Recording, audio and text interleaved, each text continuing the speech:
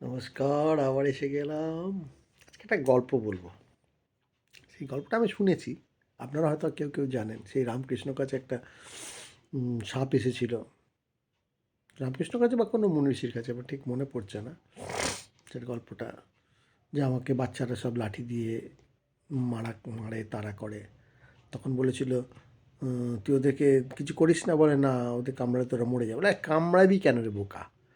কামড়ানোর দরকার নেই, ভয় দেখাতে পারিস না, ফোঁস করতে পারিস না, ফোঁস করবি, তাতেই হবে, কামড়ানোর দরকার, তাতেই কাজ হবে।" এইটা আমার জীবনেও কিন্তু ঘটেছিল, একদম সত্যি কথা। তাহলে শুনুন, আমার এক বন্ধু ছিল, সে একটু আমার থেকে ২-৪ বছর বড়, তখন ৫-৬ বছর ৭ বছর বয়স। ও প্রায় খুব জ্বালাতন করতো, ওর একটু জ্বালাতন করার স্বভাব ছিল। যেহেতু আমি রোগা রোগা পাতলা ছিলাম, ও একটু ভালো স্বাস্থ্য ছিল, ওকে ভয়ও পেতাম, একটু সমঝে চলতাম। এবার ওর একটা খুব বদ অভ্যাস ছিল, এমনি ভয় দেখাতে দেখাতে সব খবরদারি করতো, মাঝে মাঝে থুতু দিয়ে দিত, এরকম দেখবেন কিছু কিছু বাচ্চাদের স্বভাব থাকে, ও থুক থুক করে গায়ে থুতু দিত। আমি বলতাম এগোচ্ছিস বলতাম, কিন্তু কিছু বলতে পারতাম না, যেহেতু ভয় পেতাম। আর একদিন একদম আমার ধৈর্যের বাঁধ ভেঙে গেল, সহ্যের সীমা ছাড়িয়ে গেল। এবার হেঁটে হেঁটে রাস্তা দিয়ে যাচ্ছিলাম, আর তখন ওরম করেছে, আর আমরা এত রেগে গেছি, আমি তখন আমার জ্ঞান গম্ভীর আগে হারিয়ে ফেলেছি। এর পাশেই লাইট পোস্ট ছিল, লাইটের, আমি ওকে বলেছি, ছোটোবেলা তো অত তো বুদ্ধি শুদ্ধি নেই, তুই যদি আমাকে আরেকবার থুতু দিয়েছিস, এই যে লাইট পোস্টটা দেখছিস, লাইট পোস্টটা তুলে তোর মাথায় মারবো। ও ও তো বাচ্চা, আমার থেকে ১-২ বছর বড় হলো, তো ছোট ছোট। এবার ও এইটা শুনে না ঘাবড়ে গেছে, বলে, বাবা এই এতদিন তো এ তো রোগা পাতলা চুপচাপ থাকতো, সব সহ্য করতো, আচমকা এর কী হলো যে আমাকে একদম এইরকম লাইট পোস্ট তুলে আমার মাথায় মেরে দেবে। অদ্ভুতভাবে তারপর থেকে ও পুরো একদম থুতু দেওয়া বন্ধ, পুরো বন্ধ, পুরো বন্ধ একদম। তাহলে এটা থেকে আমাদের জীবনে কিন্তু অনেক শিক্ষার ব্যাপার আছে। এটা যারা শুনছেন তাদের জীবনেও শেখা।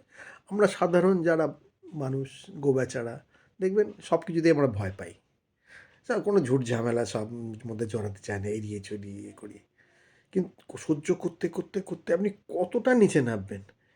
একসময় আপনার দরকার নেই কাউকে আঘাত করার। আপনি সময় রুখে দাঁড়াবেন। অন্তত অ্যাটিটিউড, ওই অ্যাটিটিউডে যদি রুখে দাঁড়াতে পারেন, তাকে বুঝিয়ে দিতে পারেন যে আপনিও প্রয়োজন হলে প্রতিবাদ, প্রতিরোধ করতে পারেন।